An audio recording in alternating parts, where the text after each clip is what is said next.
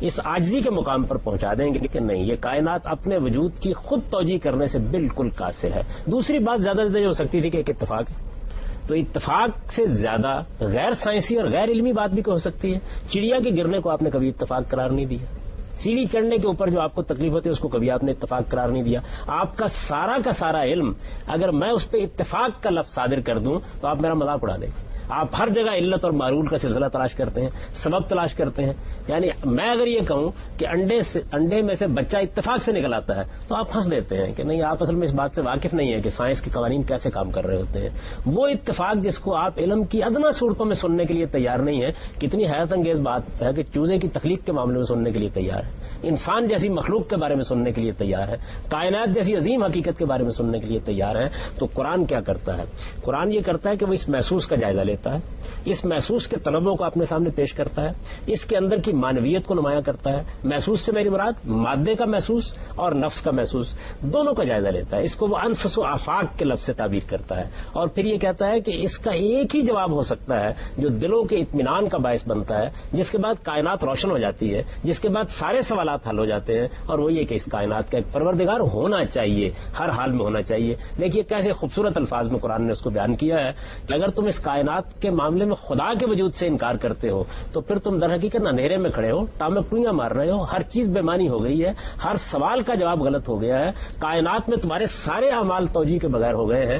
جیسے ہی تم اس کو مانتے ہو تو اللہ نور السماوات والارض، وہ زمین و آسمان میں روشنی پیدا ہو جاتی ہے، ہر چیز کا جواب مل جاتا ہے، ہر چیز کی توجیہ ہو جاتی ہے۔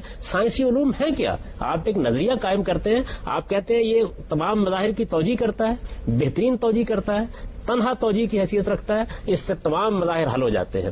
قرآن بین ہی اسی استدلال کو استعمال کرتا ہے، اور وہ آپ کے سامنے محسوس دنیا کا نقشہ کھینچ کے، معلوم دنیا کا نقشہ کھینچ کے، آپ قرآن کو پڑھیے، کہیں وہ آپ کو نباتات کے تنوعات پر توجہ دلائے گا، کہیں جمادات کی رنگا رنگی پر توجہ دلائے گا، کہیں انسان اور حیوانوں کو آپ کے سامنے کھڑا کرے گا، اور پھر یہ کہے گا کہ زمین کو دیکھو، آسمان کو دیکھو، اس اونٹی کو چلتے ہوئے دیکھو، عرب کے صحرا میں مخاطب کر رہا ہے لوگوں کو، دیکھو میں نے اس کو کس طرح پھیلا دیا ہے، اس طرح کس طرح اٹھا دیا ہے، اس کی میں نے کیسے تخلیق کی ہے۔ اس ایک ایک چیز پر غور کرو، یہ ایک ایک چیز اپنے وجود سے شہادت دے رہی ہے کہ اس کے اندر غیر معمولی معنویت ہے، غیر معمولی عقیدت ہے، غیر معمولی ریاضی ہے، یہ قوانین میں بندھی ہوئی ہے، یہ کوئی بے غایت کارخانہ نہیں ہے۔ یہ معلوم ہوتا ہے کہ ایک ایک چیز دوسری کو تشکیل کرتی چلی جا رہی ہے۔ اس کے اندر ارتقاء کا عمل بھی اگر ہوا ہے تو وہ بھی ایسا بے ہنگم نہیں ہوا کہ اس کے نتیجے میں آپ کی ناک پر کہیں ہاتھی کی ناک لگ جاتی اور اس کے کان پر آپ کا کان لگ جاتا۔ وہ بالکل ایک قاعدے میں، ایک ضابطے میں، اور ہر جگہ وہ بہترین چیز کو پیدا کرنے کا باعث بنا ہے۔ تبارک اللہ احسن الخالقین،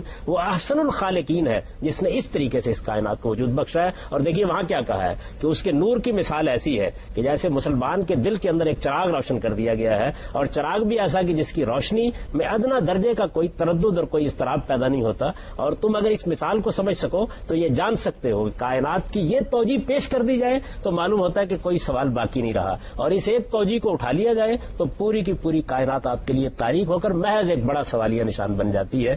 چنانچہ قرآن مجید یہ کہتا ہے کہ تمہارا سارا علم اور تمہارے سارے مقدمات اسی طریقے سے محسوس سے نامحسوس کا استنباط کرتے ہیں، اسی طرح سے معلوم سے نامعلوم کو جانتے ہیں۔ اب جب ہم یہ کہتے ہیں کہ اس کائنات کو ہم ایک مخلوق کی حیثیت سے دیکھ رہے ہیں، ساری بنی ہوئی ہے اور یہ آپ اپنی خالق نہیں ہے، میں یہ کہتا ہوں اگر یہ آپ اپنی خالق ہو اور یہ اس بات کو ثابت کر دے کہ یہ آپ اپنی خالق ہے تو مذہب آپ سے کب کا اپنے سارے مقدمات سمیت دنیا سے غائب ہو چکا ہوتا۔ وجہ یہی ہے کہ اتفاق کا لفظ بولتے ہوئے شرم آتی ہے، اس سے زیادہ غیر علمی لفظ کوئی نہیں ہو سکتا۔ آپ اپنی خالق ہے کہ لفظ بولنے کے بعد آدمی اپنے آپ سے شرمندہ ہوتا ہے، اس لیے کہ اس کے حق میں کوئی علمی عقلی دلیل نہیں دی جا سکتی۔ ایک ہی بات ہے جو کہی جا سکتی ہے، اور وہ یہ کہ اس کائنات کا ایک خالق ہے۔ آپ اس کو مانتے ہیں تو زمین و آسمان کے اندر روشنی پیدا ہو جاتی ہے، آپ اس کا انکار کرتے ہیں تو آپ کے سامنے ساری کائنات تاریک ہو جاتی ہے۔ گویا یہ واحد توجیہ ہے جو اس مخلوق کائنات کے خالق کا تقاضا کرتی ہے۔ عام طور پر لوگ یہ سوال کرتے ہیں کہ پھر اس خالق کا خالق کون ہے؟ تو میں اس کے جواب میں یہ عرض کرتا ہوں کہ ہم نے محسوس کا جائزہ لیا، اس کائنات کو دیکھا، وجود اور قوت کو دیکھا، معلوم ہوا یہ مخلوق ہے، اس لیے اس کا خالق تلاش کرتے ہیں۔ اگر خالق کو دیکھنے کے بعد بھی معلوم ہوا کہ مخلوق ہے، اس کا بھی خالق تلاش کریں گے۔ اصل میں ہمارا مسئلہ یہ ہے کہ سامنے پڑی ہوئی میز تقاضا کر رہی ہے کہ اس کا ایک کارپینٹر ہونا چاہیے، یہ تو ہم مانتے ہیں اور آپ بھی مانتے ہیں، سائنسدان بھی مانتا ہے، عامی بھی مانتا ہے، عارف بھی مانتا ہے۔ ابھی اس کو اس سوال کا جواب نہیں ملا ہوا کارپینٹر کا خالق کون ہے، لیکن کیا وہ اس بات کو ماننے سے انکار کر دیتا ہے کہ میز کا خالق کارپینٹر ہے. تو کائنات اپنے وجود سے اپنے آپ کو مخلوق ثابت کر رہی ہے. چونکہ یہ مخلوق ہے تو ہم اس کا خالق تلاش کرتے ہیں, اور یہی قرآن مجید نے سوال اٹھا دیا ہے, ہم خلقوا من غیر شیء, یعنی تم یہ کیسے باور کرتے ہو کہ یہ سب کچھ مخلوق ہو, اس کا مخلوق ہونا ایک قطعی چیز ہو, اور پھر تم اس کا کوئی خالق نہیں مانو. نہیں, اس کے اندر کارفرما علم, عقل, شعور, اس کائنات کی معنویت یہ تقاضا کرتی ہے کہ اس کے پیچھے ایک خالق کو ہونا چاہیے. اب قرآن نے آپ کو عقلی تقاضے تک پہنچایا ہے. دیکھیے ابھی بھی حتمی معاملہ نہیں ہوا, ابھی ہم نے 3 منزلیں طے کی ہیں. ہم نے یہ دیکھا کہ جیسے ہی خدا کا تصور پیش کیا جاتا ہے وجدان اطمینان محسوس کرتا ہے.